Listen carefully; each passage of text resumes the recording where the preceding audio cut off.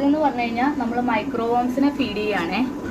ഇതെന്ന് പറഞ്ഞു കഴിഞ്ഞാൽ നമ്മൾ ഫൈറ്ററിൻ്റെ കുഞ്ഞുങ്ങളെ ബ്രീഡ് ചെയ്ത് ഫസ്റ്റ് സ്റ്റേജ് കുഞ്ഞുങ്ങൾ എന്ന് വെച്ച് കഴിഞ്ഞാൽ 2 ആഴ്ചക്കകത്തുള്ള കുഞ്ഞുങ്ങൾക്ക് ഫീഡ് കൊടുക്കുകയാണ്. അപ്പോൾ അവർക്ക് ഇങ്ങനെ മൊയിനെ എല്ലാത്തിനും ഇട്ടിട്ടുണ്ട്. പക്ഷേങ്കിൽ അവർക്ക് പ്രിഫറബിളി ഏറ്റവും ആപ്റ്റ് എന്ന് പറയുന്നത് മൈക്രോവോംസ് അല്ലെങ്കിൽ വോം കൾച്ചറുകൾ എന്തെങ്കിലുമാണ്. അപ്പം ഞാനിവിടെ യൂസ് ചെയ്യുന്നത് മൈക്രോവോംസിൻ്റെ കൾച്ചറാണ്. അപ്പം മൈക്രോവോംസിനെ ഇങ്ങനെ സ്കൂപ്പ് ചെയ്തെടുത്ത് ഇതിൻ്റെ അകത്ത് ഇട്ട് കൊടുക്കുക. അപ്പം അപ്പോഴേക്കും കുഞ്ഞു ഫൈറ്റർ കുഞ്ഞുങ്ങൾ വന്നതിനെ കഴിക്കാറുണ്ട്. അതിൻ്റെ അകത്ത് നമുക്ക് ഫോക്കസ് ചെയ്ത് നോക്കിയാൽ അടിയിലോട്ട് ഫൈറ്റർ കുഞ്ഞുങ്ങൾ കിടക്കുന്നതാണ് വൈറ്റ് കളറായിട്ട്.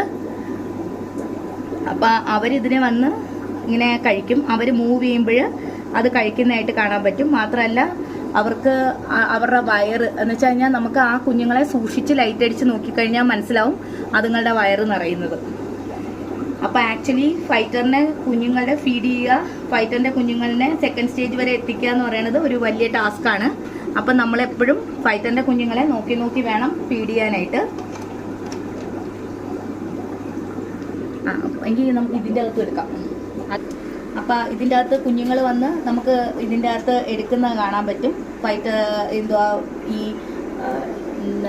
മൈക്രോവേമിനെ ശരിക്കും പറഞ്ഞു കഴിഞ്ഞാൽ ഈ മൈക്രോവേമിനെ എടുക്കുന്ന അങ്ങറ്റത്ത് കണ്ടോ കുഞ്ഞുങ്ങൾ എന്തോരം വലിയ നമ്മൾ ഈ കാണുമ്പോൾ മൈക്രോവേം എന്ന് പറയുന്നത് വളരെ ഒരു ചെറിയ ഒരു തുള്ളിയായിട്ടിരിക്കുമെങ്കിലും അത് അതിലോട്ട് വീഴുമ്പോൾ നമുക്ക് കാണാൻ പറ്റും ഒരുപാട് കോടി കുഞ്ഞു പുഴുക്കളായിട്ട് മാറുന്നത്. അതിനെ ആ കുഞ്ഞുങ്ങൾ വന്ന് എടുക്കുന്നത് കാണാൻ പറ്റും. ആ കുഞ്ഞുങ്ങൾ അതിനെ ഫീഡ് ചെയ്താണ് ഇത്രയും വലുതായത് തന്നെ. അപ്പം നമ്മൾ എപ്പോഴും കുഞ്ഞുങ്ങളുടെ ഒരുപാട് കുഞ്ഞുങ്ങളുള്ള ടാങ്കിലാണെങ്കിൽ 1-2 പ്രാവശ്യം ഒരു ടൈം ഫീഡ് ചെയ്യുമ്പോൾ തന്നെ 1-2 പ്രാവശ്യം വേം ഇട്ട് കൊടുക്കുന്നതുകൊണ്ട് കുഴപ്പമില്ല.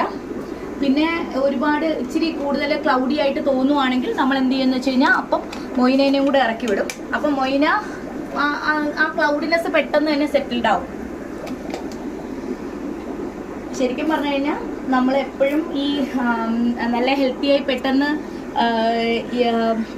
ഫൈറ്റർ കുഞ്ഞുങ്ങൾ വളർന്നു വരാനായിട്ട് ഈ വേം കൾച്ചറൊക്കെ ഫസ്റ്റ് സ്റ്റേജിൽ വളരെ അത്യാവശ്യമാണ്.